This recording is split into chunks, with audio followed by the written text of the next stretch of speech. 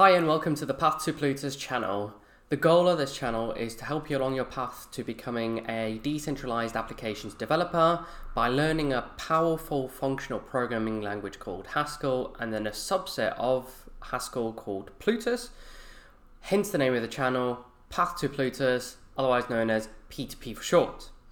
Just a little side note, if you're interested, Plutus is being developed by a company called IOHK, which is the engineering effort behind the Cardano blockchain and cryptocurrency.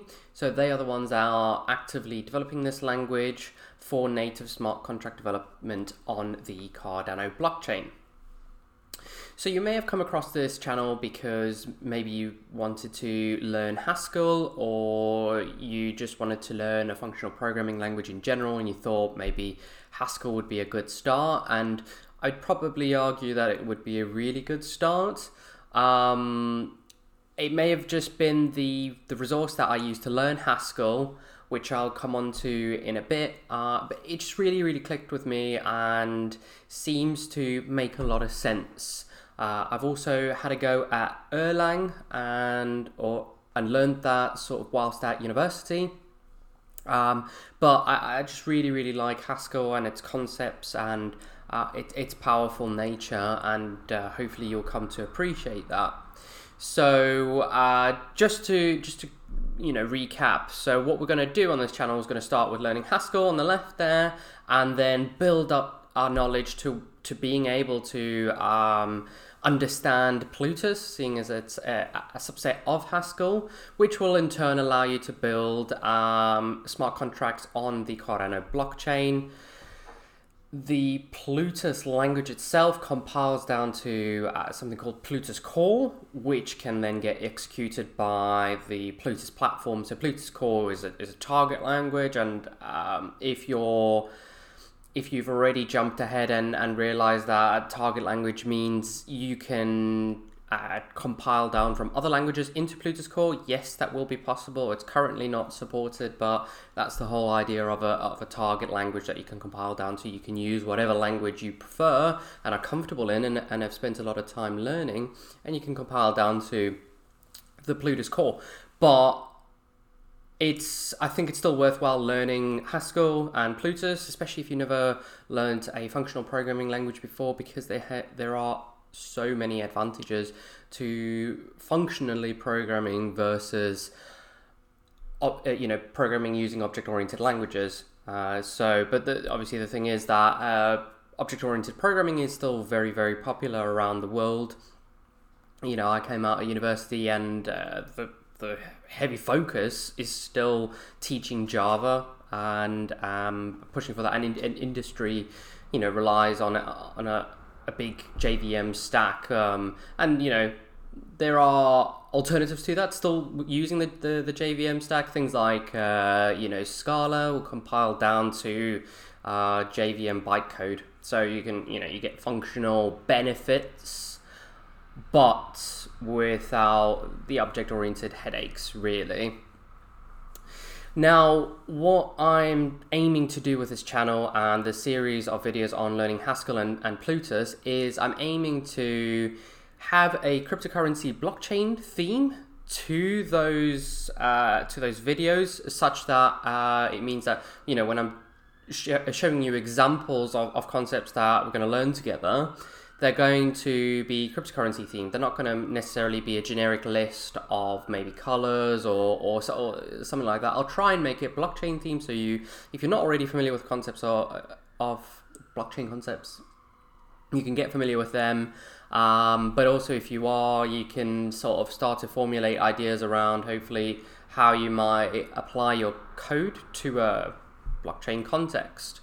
And it just centers around this idea of learning with purpose, learning learning in a way that allows you to, as you go along, think about how you can apply those newly found skills of ours, and hopefully meaning that when it comes to the end and actually building smart contracts, you'll be already familiar, but also you'll be familiar just in general. Even if you don't use these skills to build smart contracts in the future, you can be aware that one use case of functional programming, or just, you know, one application of these programming languages is the ability to build smart contracts. So it's good to be aware of these things, you know, nonetheless.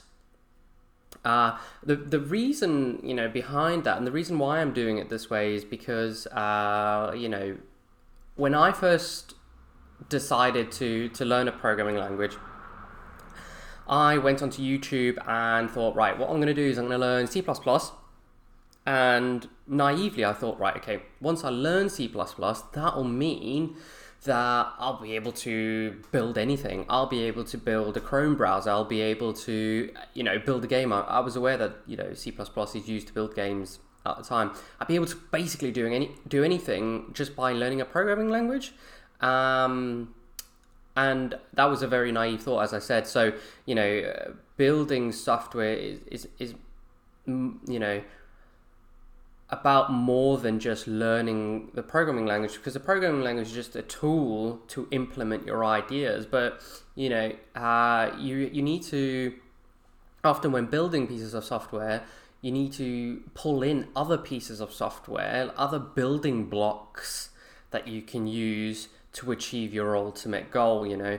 So whether that is a graphics library such as OpenGL that will allow you to render images on the screen and stuff like that, you can't build an entire application from scratch every single time just by learning a programming language. And also, you know, you need to have the experience of understanding what building blocks solve what problems better than others. And also, you know, even a layer below that, you know, some programming languages and programming concepts will solve problems better than others. So, you know, you'll have problems that are solved maybe better in a functional programming language versus an object-oriented programming language. But in the case of blockchain and cryptocurrency, I believe, and like IOHK believes, that there are a significant number of benefits to using functional programming languages, and I'll go through those later on in the videos. So, you know, just to summarize those few points is basically, you know, it's a worthwhile skill to have. There are a lot of benefits, and the more tools you have in your arsenal to solve problems, the better, because you'll, you know, there's a reason there's lots of programming languages out there. It's because they solve problems differently, and you know, etc., etc. So we'll go through that as we go through this series of videos. Right, okay, so just before we continue, I just wanted to go through my background and why I think I'm suitable to deliver these videos, why I have the capability to teach you functional programming, and also how to eventually build your own smart contracts. So my name is Vincent Almeida.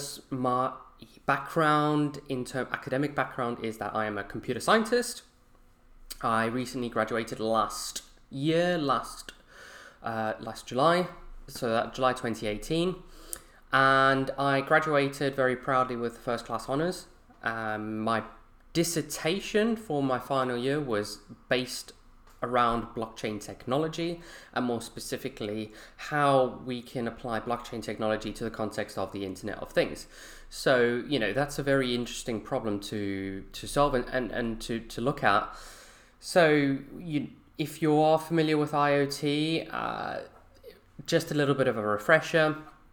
You know, we have these network of censored devices that are producing a lot of censored data, and the amount of data being produced is exponentially growing. You know, we have more and more devices that are interacting with the physical world and telling us and giving us insight about that world. We have watches on our wrists that, you know, read our heart rate, phones that measure how many steps we do, you know, but that's just a small example. If we think about industry, you know, there are a number of haulage companies that will transport refrigerated food, and in a supply chain from source, so from production of a good to getting into the hands of a consumer. In terms of a perishable item, you know, maybe, I don't know, like lobster. I can't think of anything, off the top of my head. But something that needs to be kept at a temperature and needs to be refrigerated. You get frozen items that can't be defrosted, etc., etc. So it's critical for these things to arrive at their destination at the right temperature and intact, because if the food gets spoilt, then somebody along the way has to foot the bill. But if we have a supply chain which is monitored by IoT devices, say we have 3 companies in a supply chain, each running their own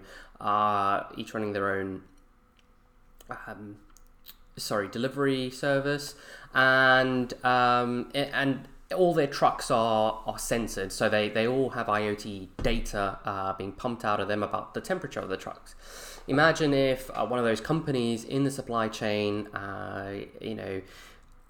somehow manages to spoil the food, and they want to cover up the fact that they were the ones who did it. So if they're most likely in control of the IoT data being produced by the trucks, and they can just run an update query on a database which says, the temperature was absolutely fine throughout the entire journey to when we passed the food on to the next supplier in the chain.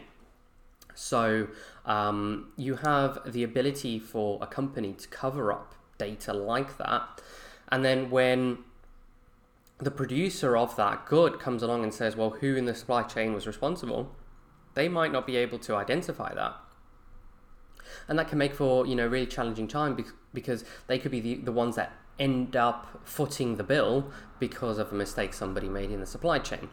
So my blockchain dissertation, looks at sort of how we can, tap into this network of IoT data. Maybe it's on a MQTT network, so we can listen in to a particular topic if we're given the right authentication.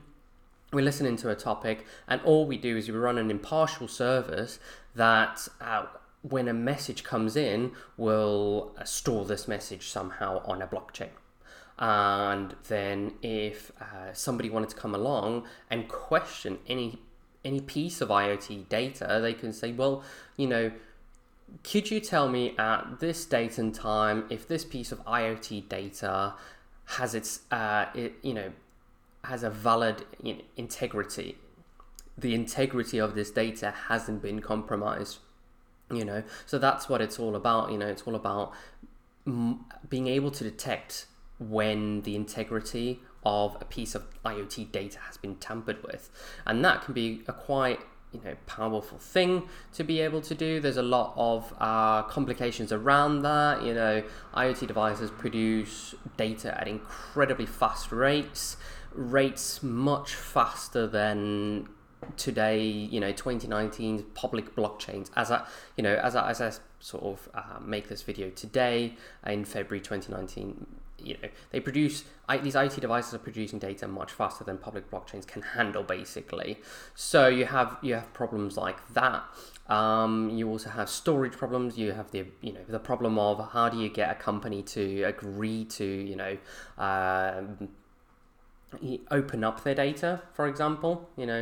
So there are a number of problems, but it does solve a problem, and it does work well. We used a piece of software that mocked a blockchain, so locally it run really fast, but it basically just proved the concept that it was doable. So that sorry about that. That was a bit of a long explanation around the dissertation, and there is more to it, but that was my my study for the final year of university. I had a passion for blockchain sort of about 6 months before deciding to do that dissertation. I discovered it June 2017, cryptocurrencies and blockchain technology, and I've not been able to shake off the bug ever since. I think the technology is incredibly revolutionary, it's incredibly powerful, and it's going to disrupt the world as we know it. That is not, me being dramatic or anything. It's just going to have an enormous positive impact, and it's going to, do things like bank a lot of unbanked people. There's about 1.7 billion adults in the world who are unbanked, and have the ability now to interact with the traditional world, traditional financial world, which they may not have done previously. So, it's really, really exciting times. So that was me going off on a bit of a tangent, but coming back to my background, and the final point that I've got here on this on the slide is that following my blockchain dissertation, I proceeded to work for a lecturer at my university called Bingsheng Zhang, and I helped him to finish off the implementation of a piece of secure e-voting software that builds on the work done for Demos. So Demos was the world's first verifiable e-voting system. There are a lot of e-voting systems out there, I'm just warning you, that will claim to be secure. But it's one thing claiming to be secure, and it's another thing to actually prove that your voting system is secure, that it's not subject to coercion, that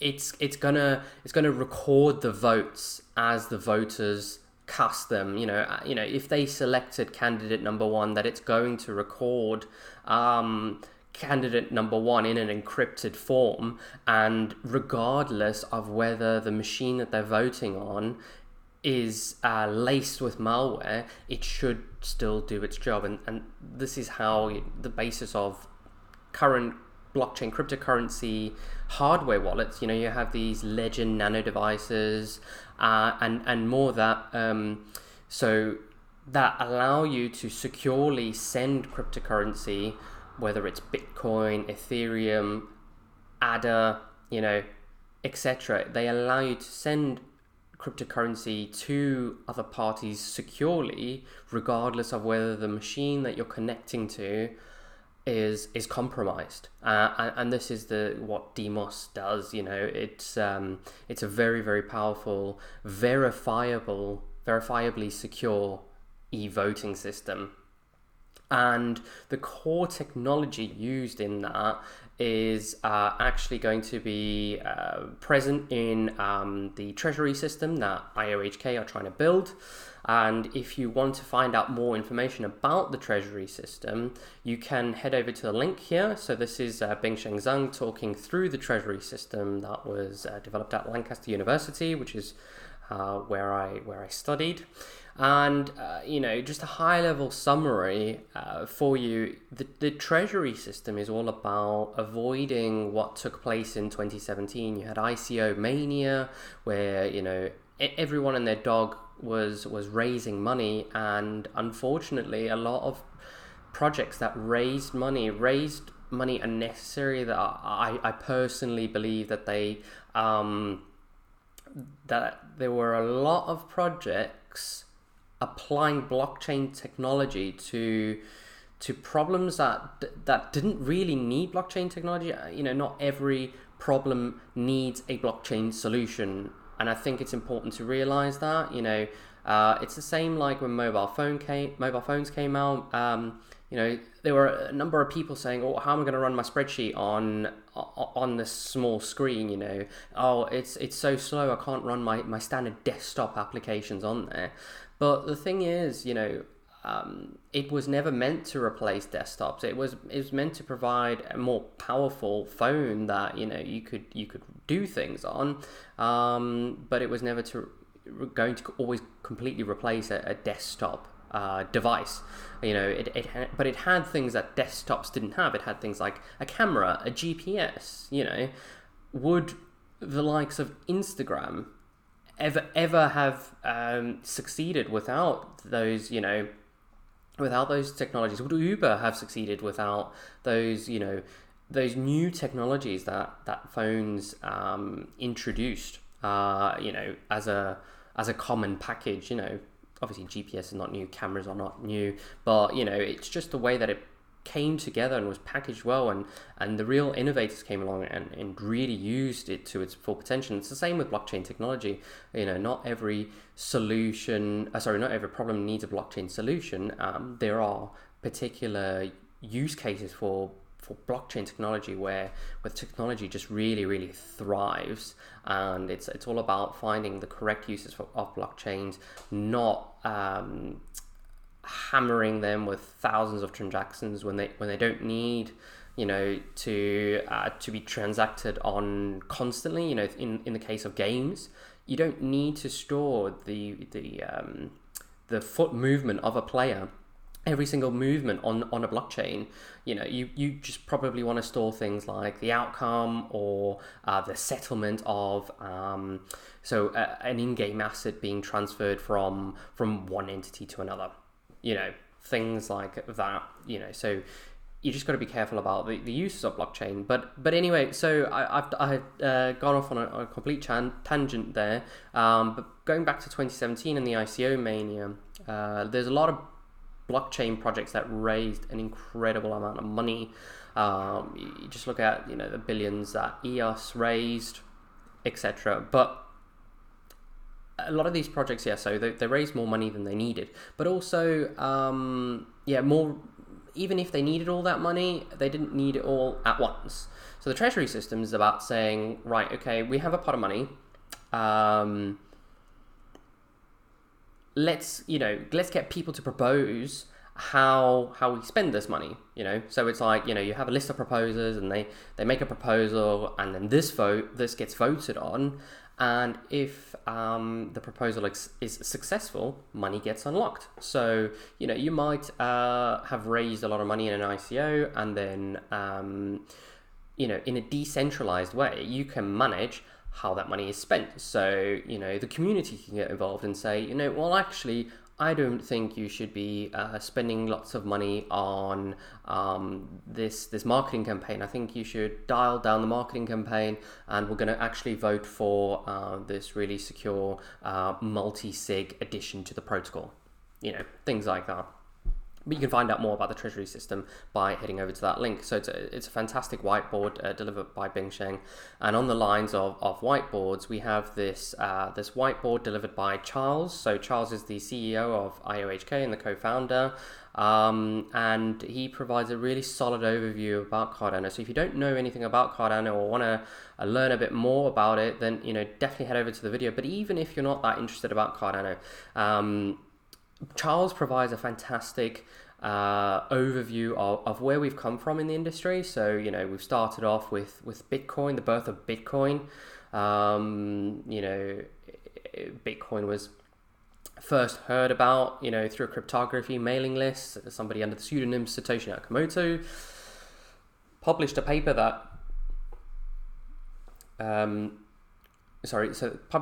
that spread like wildfire and became the product that it is today. And Charles goes through, that first generation blockchain, the second generation, around Ethereum, smart contracts and all that thing. And what then from that Cardano is trying to do through building a third generation blockchain. Very, very interesting, fantastic whiteboard, and Charles makes things so interesting and really engaging. I just can't recommend that whiteboard enough, really. So as you can tell, I'm very, very passionate about the Cardano blockchain and the project itself. I have some other passions as well in the cryptocurrency space, but the theme of these videos is going to be Cardano based because of the pioneering work being done at IOHK to build a blockchain platform that has a particular focus on functional programming and building smart contracts using functional programming languages such as Haskell. But like I said, there will be other languages that will eventually compile down into the Plutus platform. So, you might be asking, if you're not really too familiar with functional programming, you might be asking, why is he going on so much about functional programming? Why is this important? Why should I care really? And that's sort of really a good question. So before I go into that, I'm just going to mention sort of the resource that I used to learn Haskell. So the resource I used was this book, which is available online. It's called Learn You, a Haskell for Great Good. It's quite a funny sort of name, but it is going to be for some great good in the future, I'll tell you that.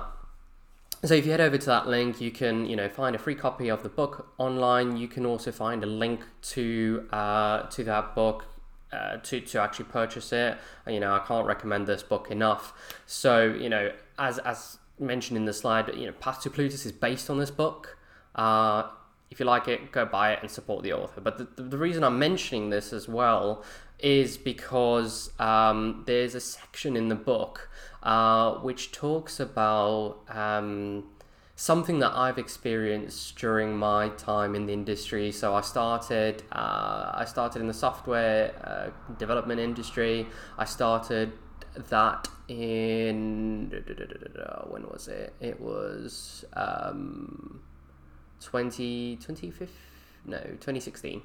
I started that, and this is something. So this image is really interesting.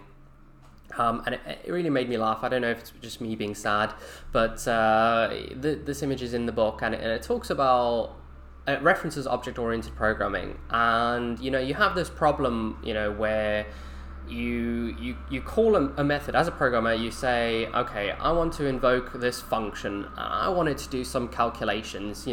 Please Mr. Program, go off, object-oriented program, go off, make some calculations and tell me what the result's going to be, right? So you're making a call on an object which has some state and it has some data, and you want it to make some calculations. Maybe you're passing in some additional values and it's going to compute something and return it to you.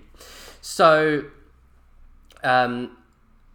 as it was so succinctly said in the Learn You a Haskell for Great Good book, when you ask a object-oriented programming language to execute a method, and to crunch some numbers, you have no guarantee that whilst crunching those numbers, that the object-oriented program is not going to try to burn your house down, kidnap your dog, and scratch your car with a banana or a potato on the way out. You have no guarantee of that. And the reason this is so important is all around this this idea of idempotency. I hope I've said that right. In functional programming languages, you have functions which are basically idempotent operations. You have this a similar sort of terminology is also called referential transparency, and that's very important. So in a functional programming language, you just define a series of functions, right? You're not defining objects, and that object has some data and some methods that execute on that data. No, you have a series of functions defined in modules, and when you focus on a particular function for a given set of inputs, you will always get the same output. Right, now that's very important, so I'm going to repeat it again. For a given set of inputs, you will get the same output, in a pure functional function. Right, now that's different to methods in an object-oriented language, which have what is known as side effects, right? You have no guarantee. I mean, you can sometimes guarantee that a value will always be the same in an object, but you have no guarantee when you execute a method that you're going to get the same answer, even if it's just a getter method.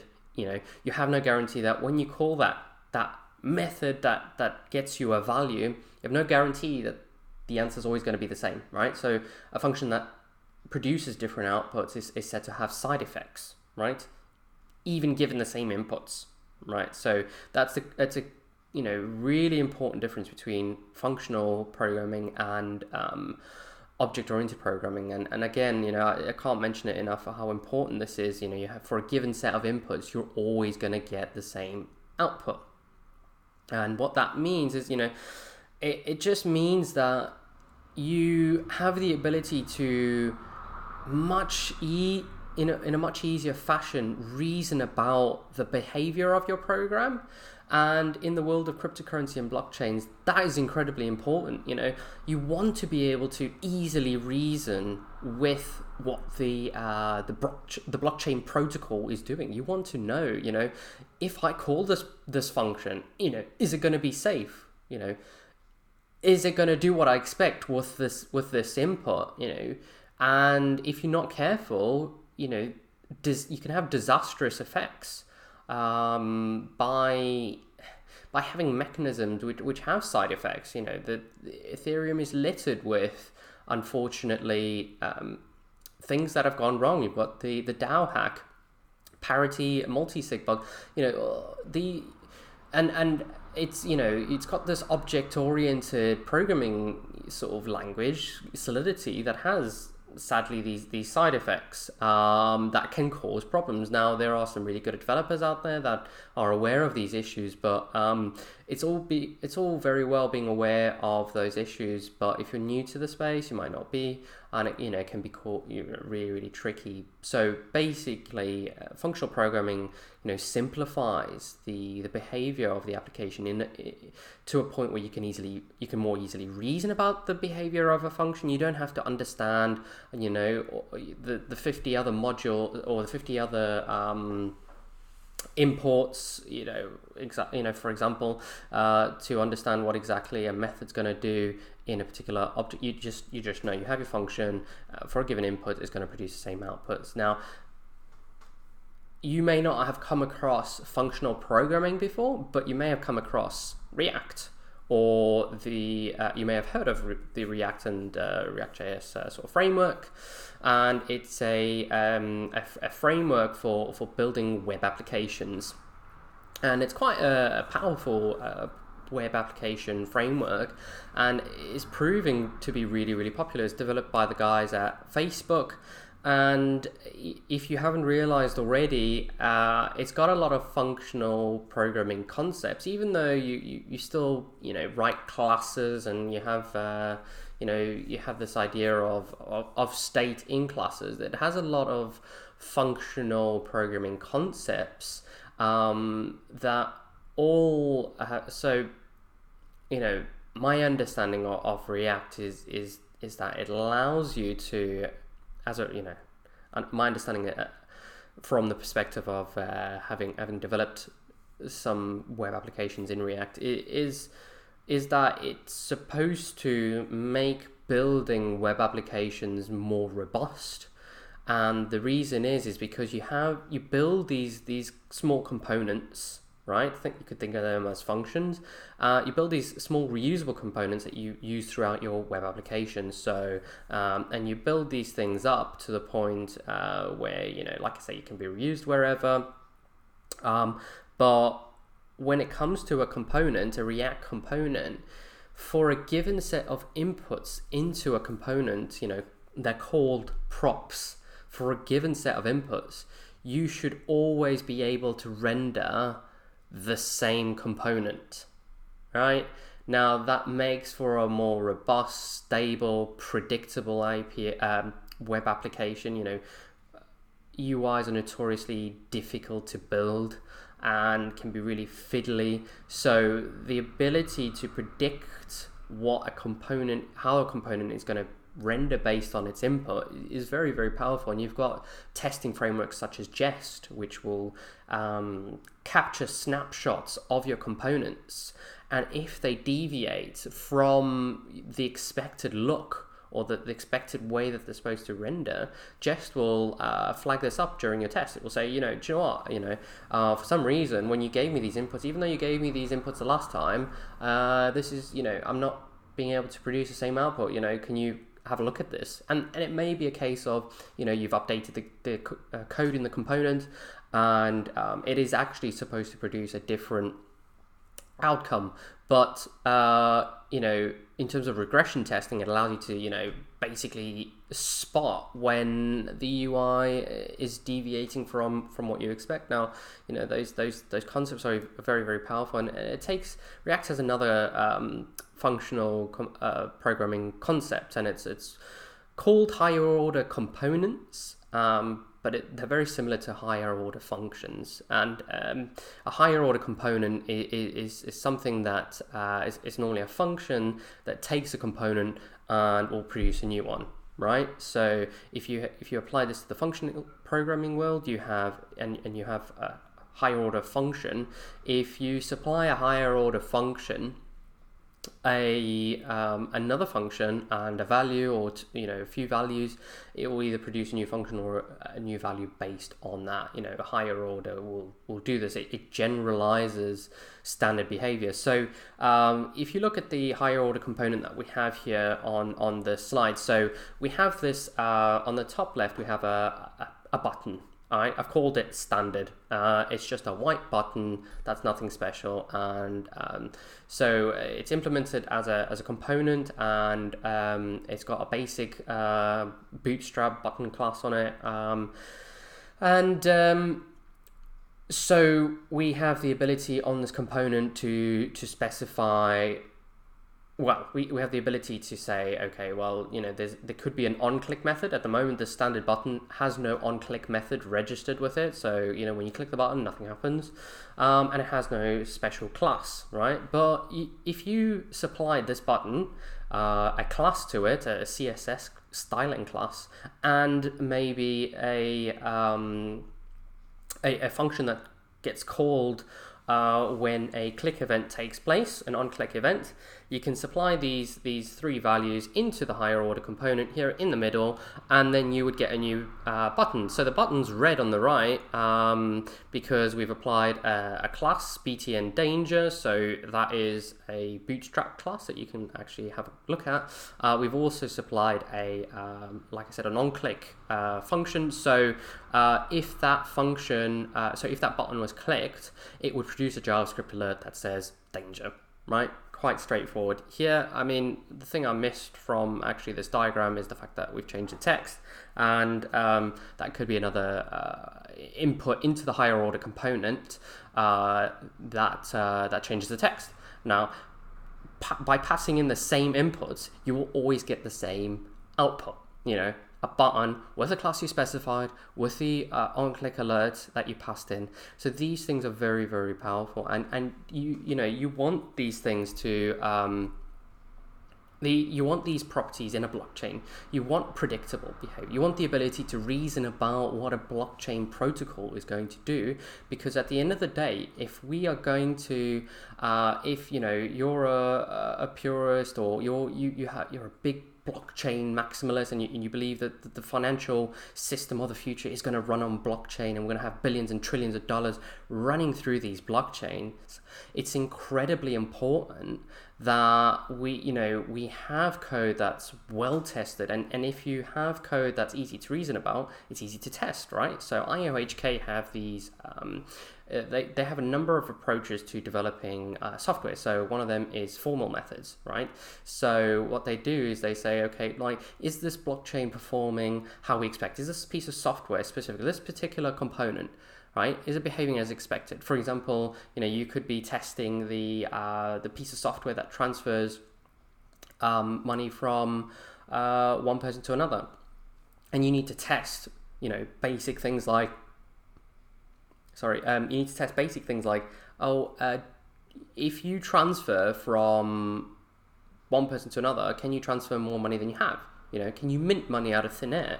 These are basic things that that we need to verify, and have formal methods to check, to make sure that an adversary can't destroy this ecosystem. And you know, we need to be building with security first thought. Well, I need to have security first in mind when we're developing, you know, blockchains. And yeah, security, I wouldn't say it's been necessarily an afterthought, because obviously, you know, it's a really big part of developing Bitcoin in the first place. Bitcoin wouldn't be successful at all today if it wasn't secure to some level, right?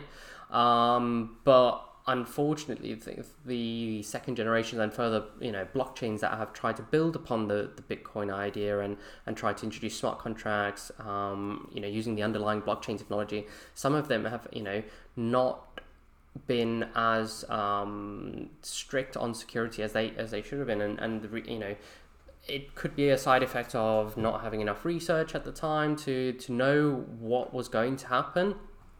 But what IHK do, so in addition to the formal methods, they do formal specifications. So they formally specify how a piece of a component of the blockchain is going to work and how it should be almost implemented. It doesn't have complete implementation specific code, but it's as close to the code that you would write as possible as a blockchain developer. So, that's really, really important to have a specification which says, right, well, we've used formal methods to verify that the system should work as we expect, and we're going to, we're formally specifying that this is how you implement the protocol, and we don't want you to deviate from this. These specifications are as simple and concise as possible to, be able to fit into people's heads. But they're not too relaxed to allow interpretation, because what you don't want interpretation. If you look at the TCP IP protocol that the internet runs on, there is a specification of that protocol, but there have been parts that have been left down to interpretation. The TCP IP handshake should have been a four-way handshake, but it was left to interpretation, and we have now this three-way handshake that actually led to that has led to problems in the past with hacks. People exploiting the four-way handshake being supported in the protocol because it's there. And when talking about TCP/IP and the current protocols that the internet is built around, they were never built with security in mind to start with. They were built to just work initially, to get it working. There wasn't the amount of security research that we have on things that we have today, and the world's already been exposed to enough insecure protocols that have cost businesses and people billions of dollars, and we just need to make sure that when we're developing blockchain technology, we're making sure that security is first and foremost in mind, and that we're building systems that we can be confident to use. People's livelihoods are at stake here. You don't want people to put all their life savings on a blockchain in the future for it to be taken away from them. That just can't happen, and that's just not acceptable, really. So I just wanted to really spend a bit of time talking about that, because I think that's really, really important, and something that we should be demanding from other cryptocurrency projects. We should be saying, okay, very well, you've said you're secure, but prove it. An IOHK can prove that their systems are secure. Not least, when you consider that they're also using peer-reviewed processes. So when IOHK publish a paper about a new breakthrough in developing their blockchain platform, they publish a paper and ask the academic community to review these papers. And there are people out there that have made careers out of trying to pull apart and break systems that claim to be secure. People's, like I said, this is people's careers, and people will have great joy in being able to find a hole in your system, but the way the peer review process works is even if they find flaws in the paper, the code hasn't been implemented yet.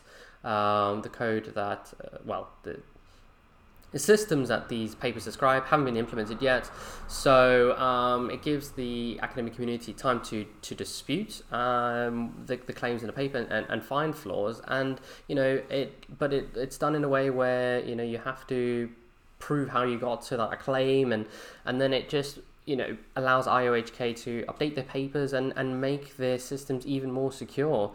And these papers are freely available for anyone in the industry to use in any cryptocurrency project, because IOHK don't try to keep their cards close to their chest. They just want the whole industry to benefit from all the research that they're doing. And that's fantastic, because this innovative research-led approach is going to have a profound impact on the industry, and it's going to benefit everybody wins at the end of the day. So by the time it comes around to actually implementing in code the concepts in these papers, it's been rigorously tested. So we don't have accidental surprises. At the moment Microsoft has things like Microsoft has things like a Patch Tuesday, but in the cryptocurrency blockchain world, as Duncan Coutts, I think it was Duncan Coutts quite rightly put it, it actually might have been Manuel Chakrabarti, you may have a Patch Tuesday, but the thing is, in the cryptocurrency blockchain world, by next Tuesday, the money's gone, right? So, there's a lot more at stake, and we've got to make sure that we have robust, rigorously tested software being deployed to a blockchain. And also, using and giving people the tools that will help them to, build the decentralized future without accidentally stumbling across, situations where the programming language that they use to build their smart contract allow them to do things that gets exploited by other people. So, I hope I've helped you to identify why functional programming is so incredibly important, and why I'm quite excited about it, and what is going to be done with it.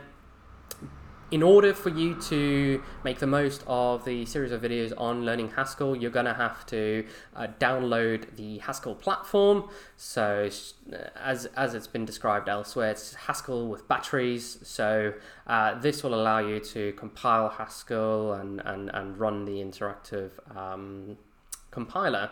So if you head over to the link, it should take you to this website.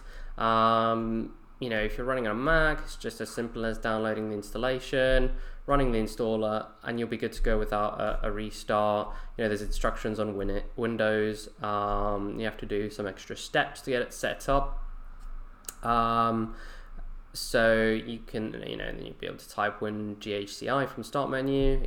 You've got on Linux, depending on your distribution, you've got the ability to use your favorite package manager. For Debian based, it's probably going to be apt-get. You've got Red Hat, which will probably be Yum. Yeah, you got Yum. So it's really straightforward and really easy to install. And once you have it installed, you'll be able to mess around with Haskell using the GCHI interactive prompt. So if you're familiar with Python, for example, as a programming language, you already have the ability to run an interactive prompt and run a few scripts and run a little bit of Python to get some really small tasks done without writing an entire program, compiling it, and then running it. You've got the ability to quickly iterate and quickly test things out. So once you're installed, if you go to your terminal, if you're on a Unix-based machine, or your command prompt, or with Windows, open WinGHCI, you'll be able to get an interactive command prompt going. So GHCI. So this will prove that, like I said, the Haskell is working. So we start off with the prelude module. The prelude module contains a standard set of libraries and functions to get you going to start with. So for example, you can mess around with Haskell and use it as a calculator. You got 4 + 4 is 8. You know, so you get to learn some Haskell and maths here on this channel. You got all the standard operation you can expect, 9 minus 1. But what we'll be doing is we'll be going through what you can do here, and also the basics of Haskell in the next series of videos on Haskell. So I hope that's been useful, you know, in terms of understanding what the goal of the channel is, you know, the importance of functional programming in the cryptocurrency blockchain world. You know, so if you liked this channel, this video and the channel, please give the video a like and subscribe to the channel. I hope to see you soon in the next series of videos on learning Haskell. Thanks very much.